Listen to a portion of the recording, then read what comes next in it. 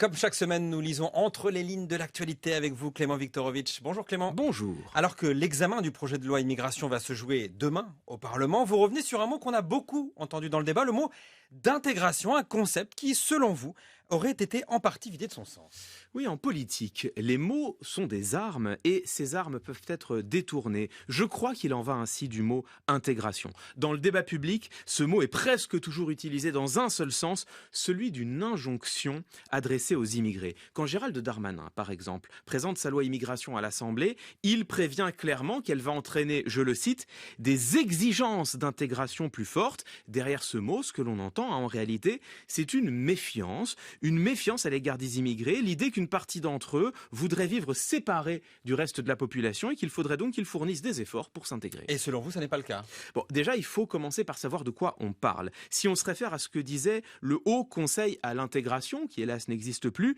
l'intégration consiste, je cite, à susciter la participation active à la société de l'ensemble des hommes et des femmes appelés à vivre durablement sur notre sol en acceptant que subsistent des spécificités culturelles et en mettant l'accent sur les convergences dans l'égalité des droits et des devoirs. Ainsi définis, toutes les études tendent à montrer que l'intégration des populations immigrées au sein de la population majoritaire se fait sur le temps long. L'historien Gérard Noiriel rappelle notamment que les Polonais, Portugais, Belges, Italiens, Espagnols qui se sont installés au cours du XXe siècle en France ont mis plusieurs générations à se fondre dans ce qu'il appelle lui-même le creuset français.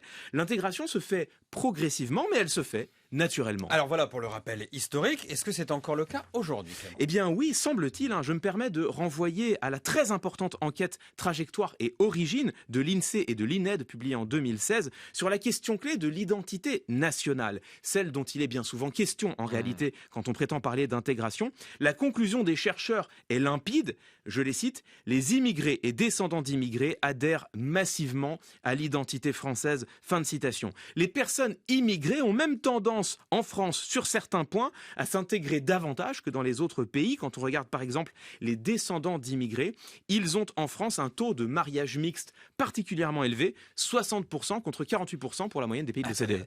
Clément, si je vous écoute, on est en train de se dire que l'intégration fonctionne très bien en France. Alors, eh bien, justement, tout dépend de ce que l'on entend par intégration. Aujourd'hui, le verbe intégrer est systématiquement employé dans son sens pronominal. On demande aux immigrés de s'intégrer, de produire des efforts pour faire partie de la communauté nationale.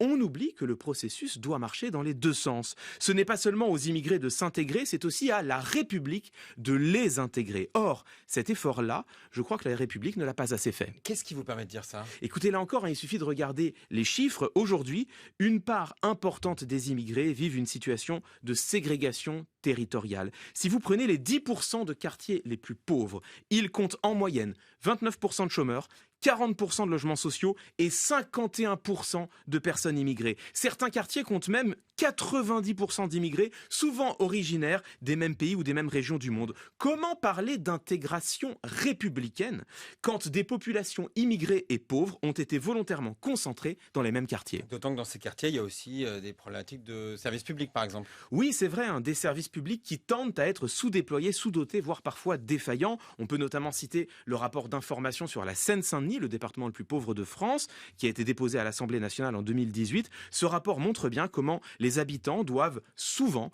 s'y satisfaire d'une police, d'une justice, voire d'une école dont les moyens sont très inférieurs à ceux des autres territoires. Et le pire, c'est que cela n'a rien de nouveau. Je renvoie là encore au travail de Gérard Noiriel, qui montre à quel point les premières générations d'immigrés ont payé leur intégration au prix fort. Jusqu'aux années 1970, ils ont vécu rassemblés dans les logements les plus précaires des quartiers périphériques, voire dans des bidonvilles où la République ne se souciait nullement de les intégrer. Tout ce qui comptait, c'était qu'ils travaillent. Et justement, j'imagine qu'on pourrait évoquer le marché de l'emploi.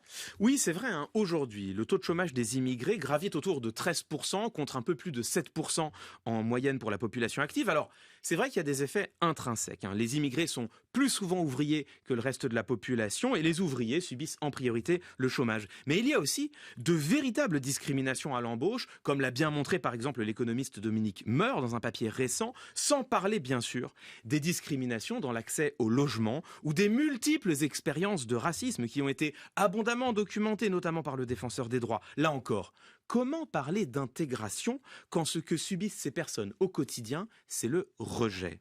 Le Haut Conseil pour l'intégration, souvenez-vous, mettait l'accent sur la convergence des droits et des devoirs. On ne cesse aujourd'hui de ramener les immigrés à leurs devoirs. On pose beaucoup moins souvent, me semble-t-il, la question de leurs droits. Peut-être pourrions-nous enfin renverser cette équation. Ne plus seulement considérer l'intégration comme une injonction faite aux immigrés, mais rappeler aussi qu'intégrer dignement toutes celles et ceux qui vivent sur le territoire, c'est un devoir qui incombe à la République. Et c'est votre regard sur l'actualité. Clément Viktorovitch, entre les lignes, comme chaque semaine. À bientôt. À bientôt.